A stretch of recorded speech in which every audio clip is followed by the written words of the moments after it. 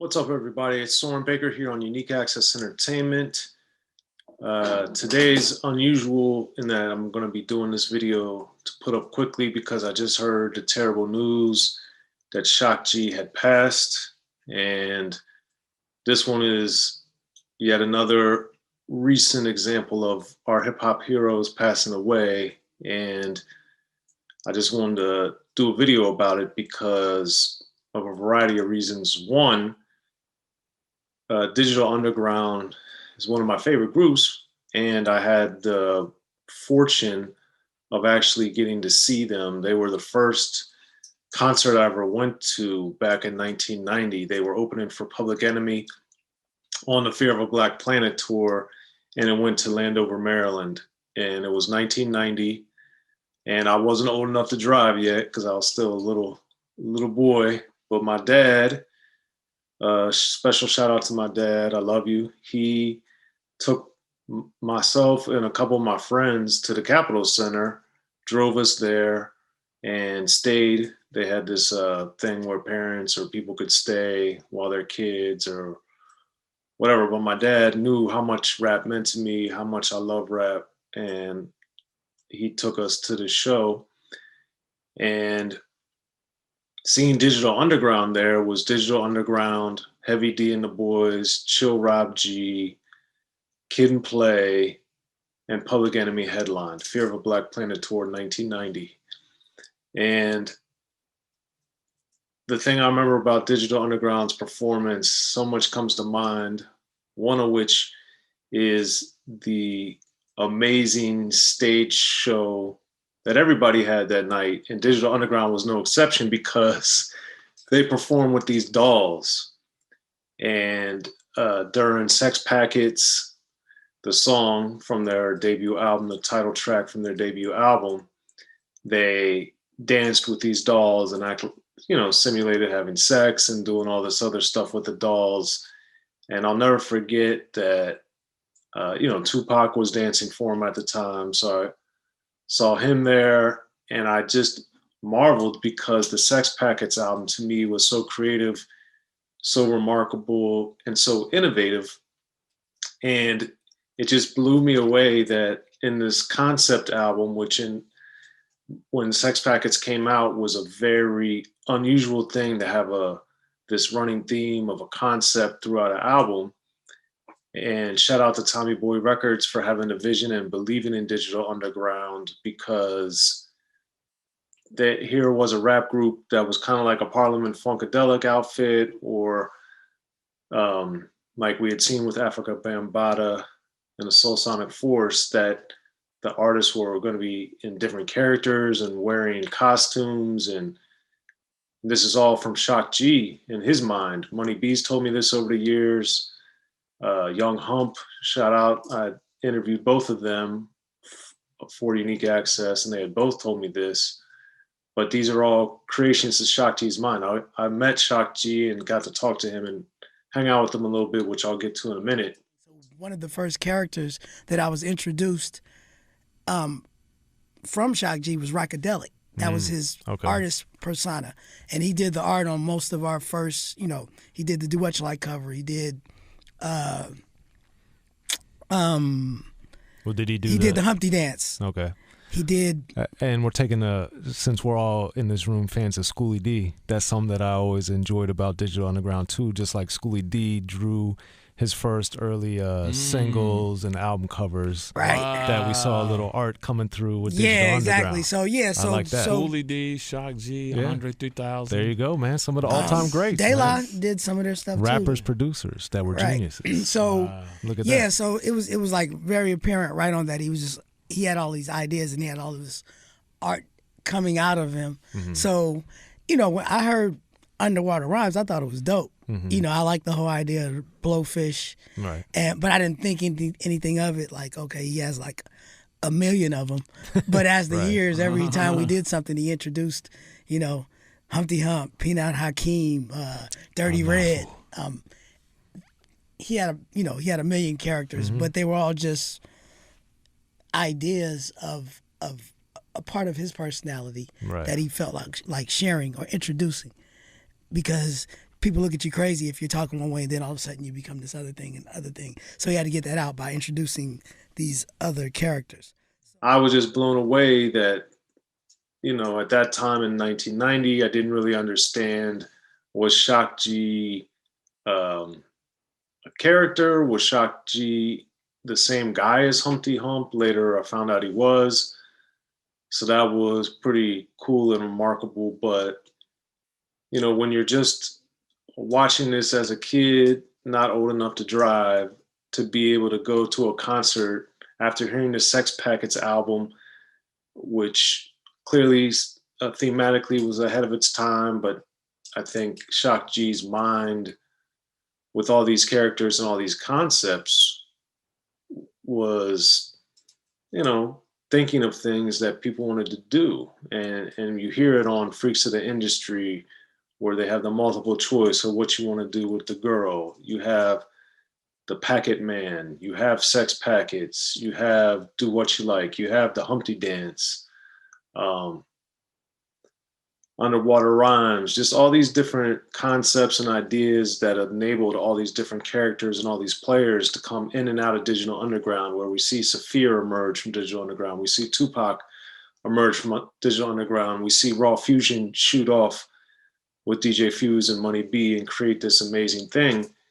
So when I'm in the Capitol Center in 1990 watching Digital Underground perform and I'm seeing all this, it was just blowing me away because one, it was my first concert.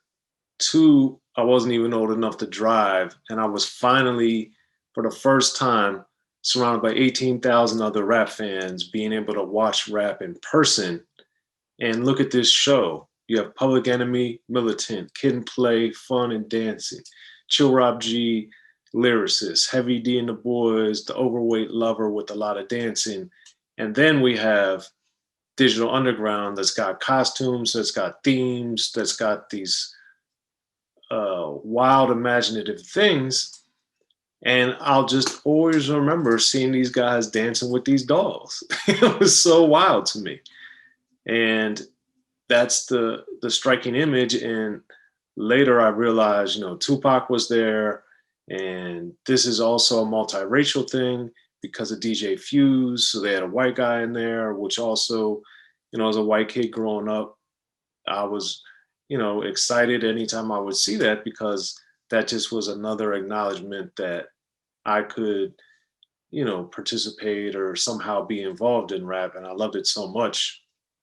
And that was exciting to me as well.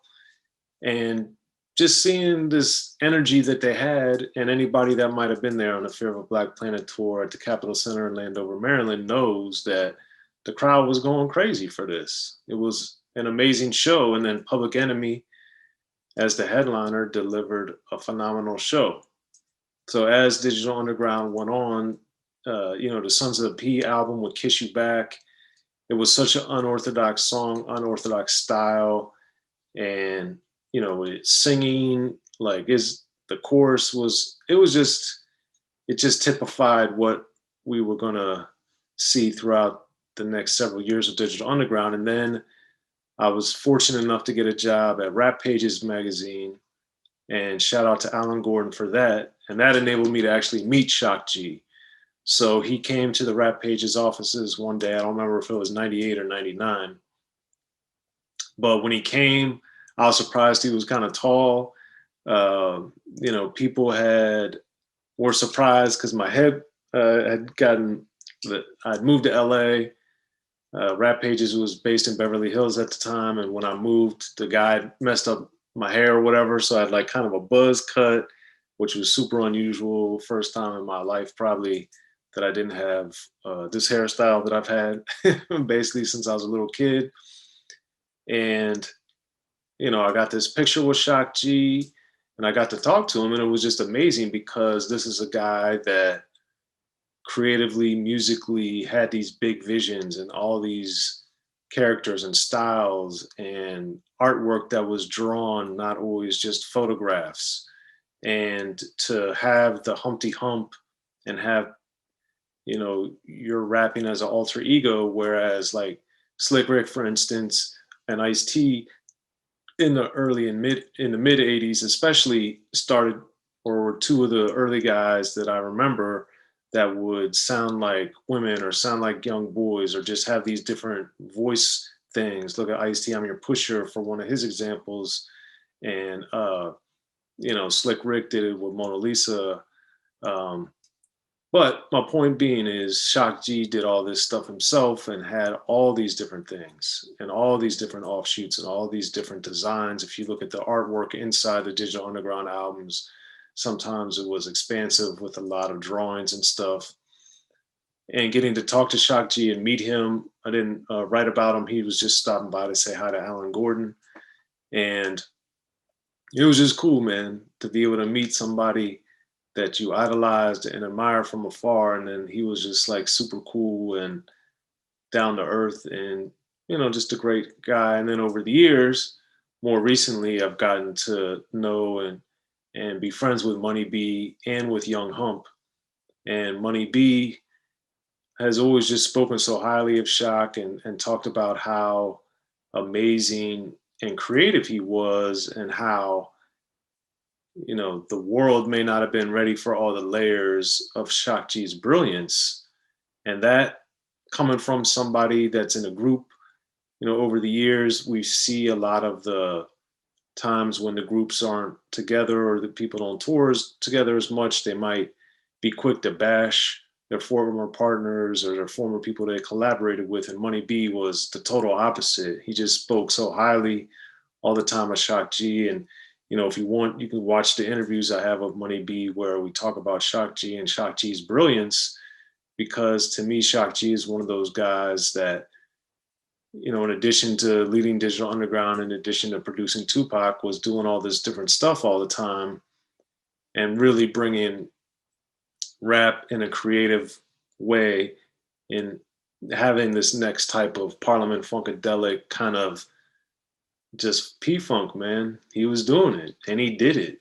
And to me, the Piano Man, all these things that they made songs about or that they put in the forefront of what Digital Underground is, was, and will always be, thanks to their phenomenal music. Shock G is the nucleus of that. And then with Young Hump, getting to meet and know him over the years too and interview him as well, it was the same thing. He just would always tell me about how Shock G's mind was brilliant musically and then also as a person. And when you think about and go back and listen to the Sex Packets album, listen to the Sons of the P, listen to the Body Hat Syndrome, listen to the same song, and just understand the magnitude of what Shock G did and how he really was the first one to give Tupac this platform that enabled Tupac to grow and develop into who he was on a national and of course international scale and iconic status. That's Shock G, man. And as somebody that loves rap and has loved it since I was 10 years old, grown up, listened to it all day, every day, it's just sad that another icon and sad that another person that I got to meet and whose music that I loved and studied and admired is now gone, because it's just sad when people that have meant so much to you on a music side, on a creative side, on an influential side, and meant so much to you in your life aren't here anymore, because you won't get to see them again in person, you won't get to watch them perform again, and part of your childhood dies. And that's a terrible feeling. We just lost DMX, we just lost Black Rob, and it's hard to take. So I just wanted to put this video out because I think people really underappreciate Shock G. And I think I just wanted to pay homage to him and his greatness and everything that he did to inspire me and to make me think big, to make me think that, you could have these different ideas and you don't need to be pigeonholed, and you can have variety in your life and variety in what you do. You don't have to be looked at as one thing. And Shock G was somebody who embodied that, somebody who was the living personification of that. And for that, I'm grateful. And before I got to see them in concert, I got to see Digital Underground in concert at the Capitol Center in 1990.